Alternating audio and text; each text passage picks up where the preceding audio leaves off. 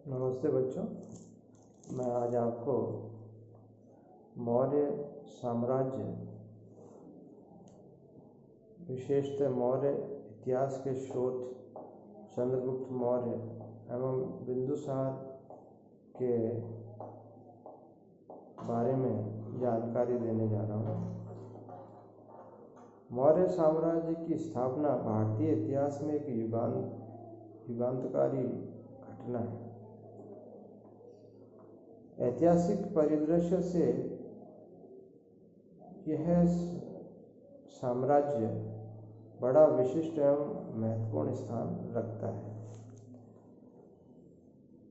यदि सही दृष्टि से देखें तो राजनीतिक एकता संपूर्ण भारत में स्थापित करने का श्रेय मौर्य वंश के हर्यक वंशीय नरेशों को ही दिया जाता है, जिन्होंने सर्वप्रथम ये कार्य प्रारंभ किया। मौर्य काल की जो दूसरी महत्वपूर्ण विशेषता है वो ये कि यहाँ का प्रशासन केंद्रीय था, यानी कि एक जगह केंद्रीकृत प्रशासनिक व्यवस्था थी जो संपूर्ण भूभाग, संपूर्ण भारतीय उपमहाद्वीप में शासन व्यवस्था का देखरेख करता था। ऐतिहासिक दृष्टिकोण से सर्वप्रथम तिथि क्रम या तिथिवार किसी वंश की जानकारी हमें मौर्य शासनकाल से ही प्राप्त होती है। इससे इतिहास की सुदृढ़ धरा का मतलब एहसास हमें होता है। मौर्य इतिहास के स्रोत, जैसा कि मैंने पूर्व में भी बताया, किसी भी इतिहास को जानने के लिए स्रोतों का होना अति आवश्यक है। इस दृष्टिकोण से मौर्य इतिहास को जानने के अभिलेखीय, साहित्य, विदेशी स्रोत, पुरातात्विक उत्खनन, कलात्मक अवशेष एवं मुद्राएं, ये 6 मुख्य सामग्रियां जिनकी सहायता से हमने मौर्य काल के इतिहास को जाना है। सबसे पहले अभिलेख साक्ष्य मौर्य इतिहास के अत्यंत प्रामाणिक एवं विश्वसनीय स्रोत हैं। इनमें अशोक के अभिलेख सर्वप्रमुख एवं सर्वोपरि है। अशोक के अभिलेख भारत के प्राचीन, सर्वाधिक सुरक्षित और तिथि युक्त आलेख हैं। यह शिलाओं, स्तंभों और गुहाओं में उत्कीर्ण कराए गए थे। अभिलेखों की भाषा प्राकृत पाली, अधिकांश अभिलेख ब्राह्मी लिपि में लिखे गए हैं, लेकिन सहबाजगढ़ी और मानसेरा में प्राप्त अभिलेख खरोष्टी लिपि में लिखित हैं। तक्षला और लामगान जो अफगानिस्तान में है वर्तमान में, यहाँ के जो अभिलेख हैं वे एरेमाइक लिपियों में हैं, अर्थात और एक और विशेष बात है कि कांधार अफगानिस्तान में प्राप्त एक शिलालेख 2 भाषाओं में, यूनानी भाषा में और उसका रूपांतर अरेमाइक भाषा में।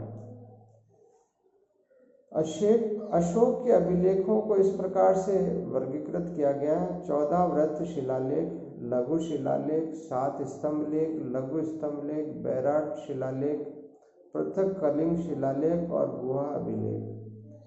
ये जो विभाजन है ये तकनीकी दृष्टिकोण से किया गया है।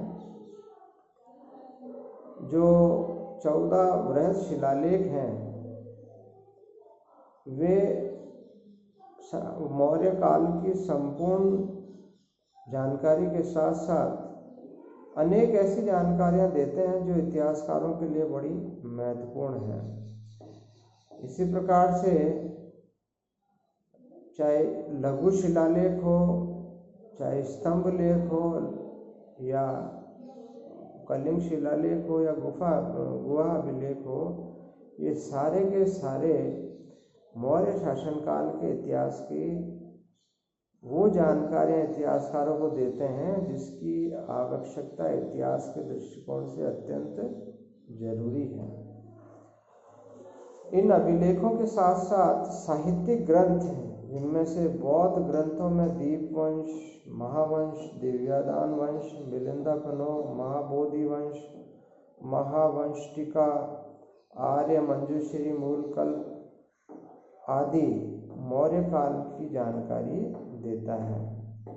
जैन ग्रंथों में भद्रबाहु का कल्पसूत्र और हेमचंद्र द्वारा रचित परिशिष्ट पर्वन एक महत्वपूर्ण साक्ष्य है।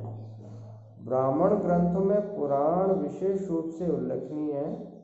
अन्य साहित्यिक स्रोतों में विशाखा दत्त द्वारा रचित मुद्रा राक्षस, कल्लण की राजतरंगिणी, सोमदेव की कथा सरित सागर, शेमचंद्र का बृहद कथा मंजरी इत्यादि मौर्य इतिहास की महत्वपूर्ण जानकारी देती है। और इस सबसे सर्वोपरि कौटिल्य का अर्थशास्त्र, जो राजनीतिक शास्त्र और लोक प्रशासन से संबंधित एक महत्वपूर्ण ग्रंथ है, जो 15 खंडों में और 118 अध्यायों में विभाजित है। यह एक संस्कृत भाषा में गद्य और पद दोनों में लिखित है। इसमें चंद्रगुप्त मौर्य और या अन्य मौर्य शासक का उल्लेख तो नहीं, लेकिन कौटिल्य की इस रचना से जो साक्ष्य मिलते हैं उसमें यह स्पष्ट होता है कि राजा को शासन कैसे करना है और राजा को किन नियमों की अनुपालना करनी है, इसकी संपूर्ण व्यवस्था कौटिल्य, जो चंद्रगुप्त मौर्य के गुरु भी थे, उन्होंने बड़ी विस्तार से इस ग्रंथ में लिखी है। इसके अलावा जो विदेशी स्रोत हैं, जिसमें से Nearchus, Aristobulus, Onesicritus, Megasthenes, Diodorus, Strabo, Curtius, Pliny, Plutarch, Arrian, Justin, Ptolemy, ये ऐसे विदेशी लेखक हैं जिन्होंने मौर्य वंश के इतिहास के बारे में संपूर्ण जानकारी दी है। और ये किसी न किसी राष्ट्र के राजदूत रहे। इसके अलावा इनमें से कुछ मौर्य दरबार में दरबारी के रूप में रहे।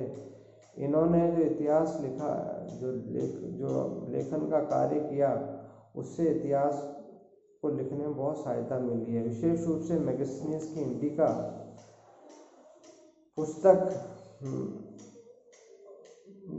मौर्य शासकों का विस्तार से वर्णन कर देती है।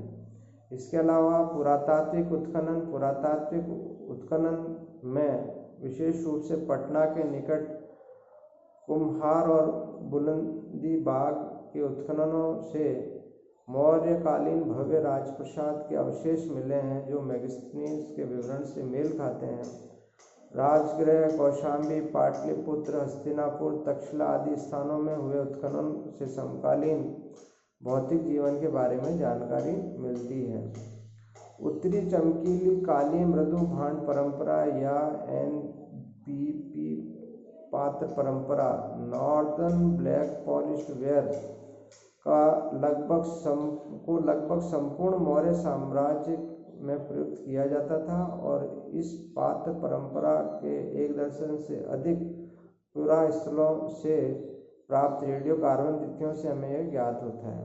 इसके अलावा कलात्मक अवशेष, मौर्य साम्राज्य का वैभव कला में भी अभिव्यक्त हुआ है। उस समय के कलात्मक पुरावशेषों में मौर्यकालीन राजा प्रासाद, गुहा विहार, प्रस्तुतर मूर्तियां और अशोक के स्तंभ और उनके शीर्ष के प्रतिष्ठित पशु मूर्तियां सम्मिलित हैं। इसके अलावा मौर्य साम्राज्य को जानने की मुद्राएं हैं, जो पंचमार्क मुद्रा या आहत सिक्के के नाम से पहचानी जाती थी। अधिकांश सिक्कों पर वृक्ष, सूर्य, चंद्रमा, पर्वत, पशु पक्षियों आदि जैसी प्राकृतिक चिन्हों को पंच या मुद्रित किया जाता था। ऐसे सिक्के जिन पर मेरू और चंद्र तथा मयूर चंद्र आहत है, वे प्राय मौर्य द्वारा प्रचलित माने जाते हैं। ये सिक्के भारत में बहुतायत मात्रा में मिलते हैं। अब अगला जो अपना टॉपिक है वो है चंद्रगुप्त मौर्य, जिनका शासनकाल है 322 ईसा पूर्व से 298 ईसा पूर्व, जो मैं आपको कल समझाऊंगा। धन्यवाद।